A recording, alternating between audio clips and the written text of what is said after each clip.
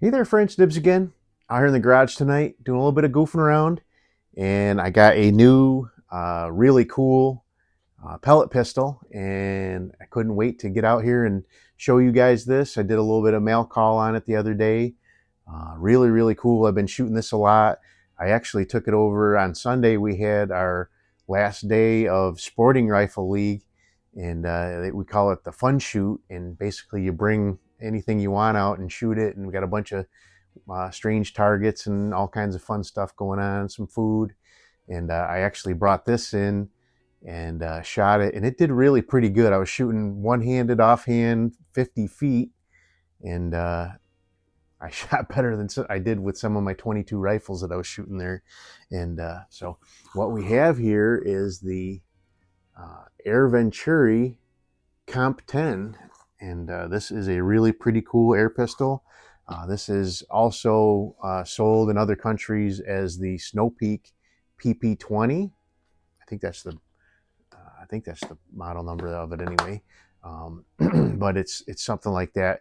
This one actually, the air tank, the valve or the gauge on the end of the air tank actually says Snow Peak right on it. So they weren't even trying to hide that fact. So, but really pretty cool. Kind of an entry level, high end target pistol. Uh, for as much as a high end target pistol can be an entry level, I guess this is it. It's the one of the nicest target pistols I have. I have several really nice target pistols. I don't even have any of them out right now. I cleaned off my bench so I can get back to working on a couple of guns that are in here. I kind of slacked off on that. I really want to try to get caught up on it. Right now I've got one on the bench from Johnny Mac, working on that. I got a couple of them in here from him. But let's go ahead and take a look at what we have here. Comes in this really nice hard case, which I like, and there's space in here for. So first off, you have your manual that it comes with. So I've already read through that. It does come with a number of extra O-rings and a couple different fill adapters. So there's a little quirkiness with the filling on this guy, but we'll talk about that in a minute.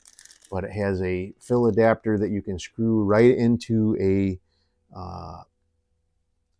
air tank, and I have an air tank over here, but it also has a fill adapter that has a Foster fitting on it, so you can hook up to your bicycle pump, or not your bicycle pump, but your hand pump or your compressor or your air tank with a Foster fill whip on it already.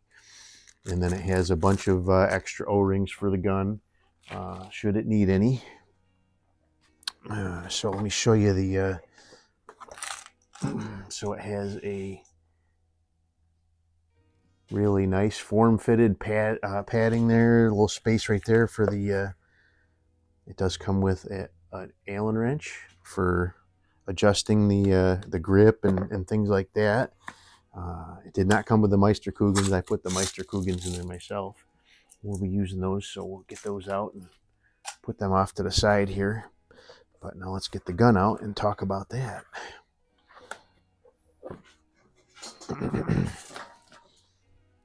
So this thing came, it wasn't even near full, and I've been shooting the daylights out of it, and it barely went down at all. I've probably shot 100 shots out of this thing already, and it is still like not even, well, it's probably down to, it is a regulated gun. I don't know, so it's shown in bar, so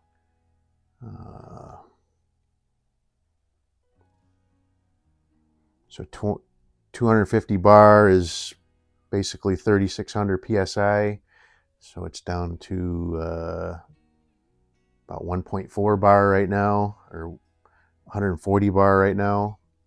I don't know what that equates to. This is a regulated gun. I wonder if I should fill it back up, but still shooting great. So I wanted to see how far I could go with it. But the way you fill it, and I'm not going to do it right now because it's still full, it won't leak off, but you basically unscrew the cylinder off and it breaks down right here. once you got the cylinder off the gun, then you screw it, or you put on one of those two adapters to either screw directly onto your tank or hook up to whatever Foster fitting unit you're going to be using. So, but it has really nice, very much Olympic gauge target sights on it. That's what all 10-meter air guns are required to have for. Sorry, my allergies are really flared up right now from the trees all blossoming on us out here. But yeah, really nice sights, very nice, very easy for me to focus on, and we'll see that when we do some shooting here in a minute. But let's see what else. It does have a safety, which probably wouldn't have a safety, I don't think, at all, if it wasn't for the fact that it has a dry fire mode, which is really pretty cool. So you can cock it. When you push it back down, it pops back up, and now you can just do a dry fire on it. I think that's a pretty cool feature. Several of my guns do have a dry fire ability. I have a Browning Medalist 22 pistol that also has a built-in dry fire feature. So I'm going to guess, I haven't done anything to the trigger. I'm going to guess it's right about a pound right now. We'll take a look at that in a couple of minutes. But this is a 177 only, single shot. There's no provision for any kind of other optic situations system to mount up on there. So strictly intended for 10-meter, high-end target shooting. So again, it does say Snow Peak on the gauge there. But the grips, I think so. At least Snow Peak has a medium and a large grip. I think this might be the medium grip. My hands are a little bit chunky, and I could use a little bit more room down here at the bottom. You can see where it kind of straightens out here. Let me grab a different gun here real quick.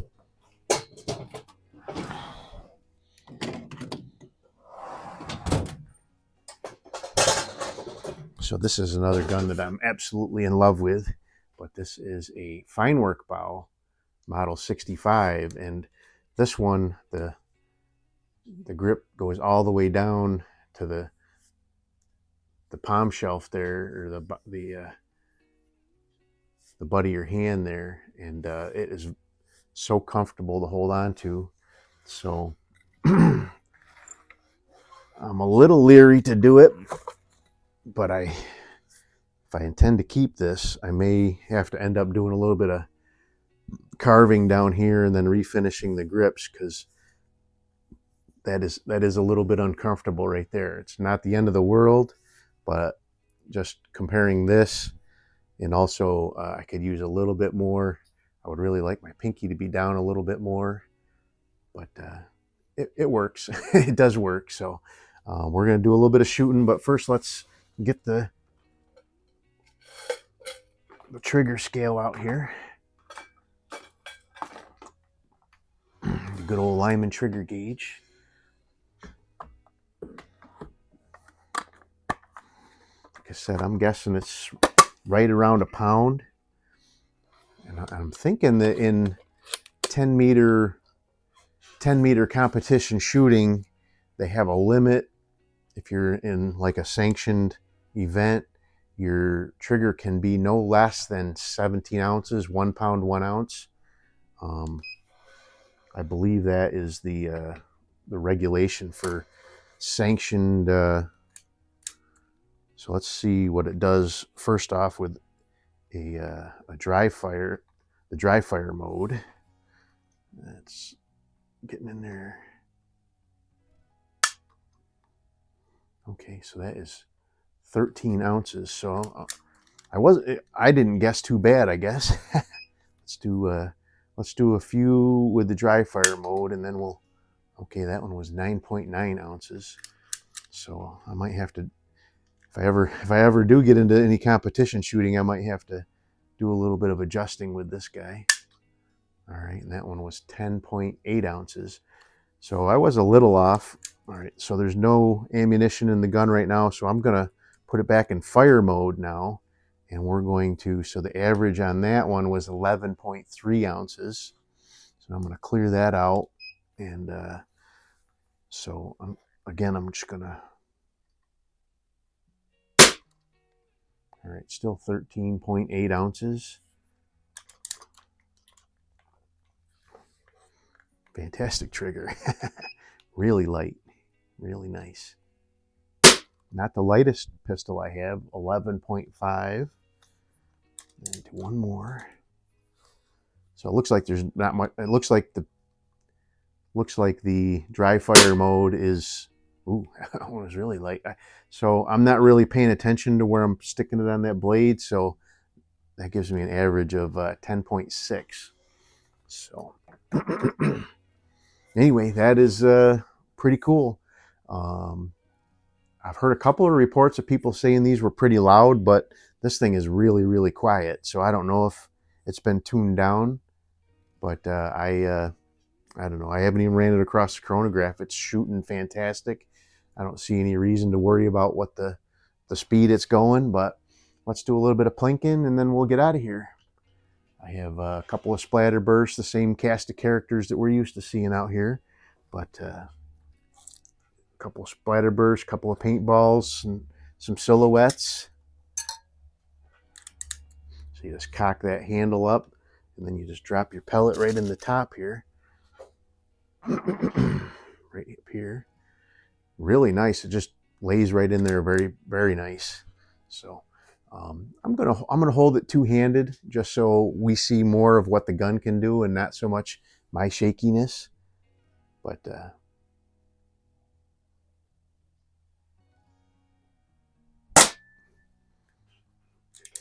it really likes these wad cutters for sure.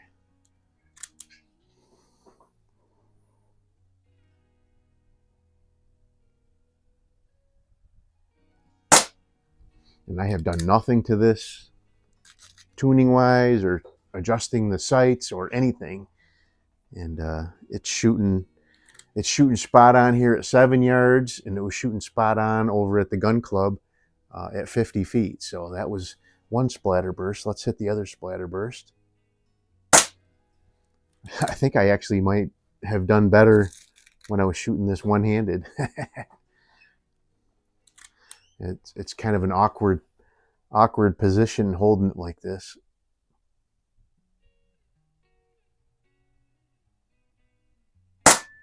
And I think my sight picture is a little bit different when I'm extending it out to the side like this because it's farther away.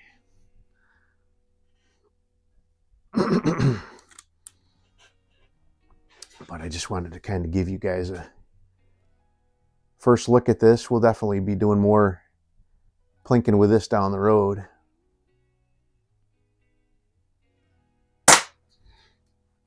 Ooh. I like the way these flat nose pellets make those paintballs splatter. All right, let's knock over some silhouettes.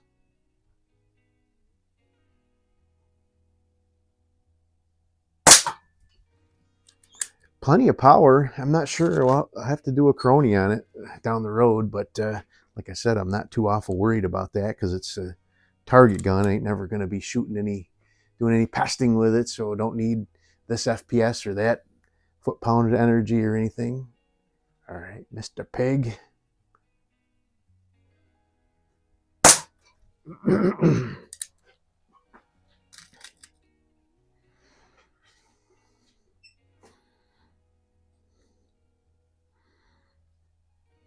Just such a cool rifle, or cool pistol. That is awesome. All right, let's hit the other paintball.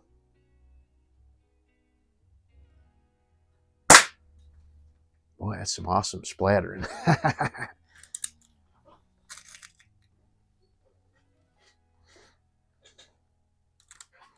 All right, the chicken.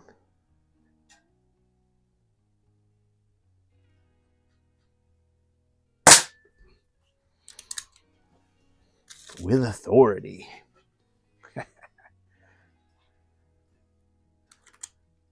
All right, let's hit the turkey and then we'll get out of here.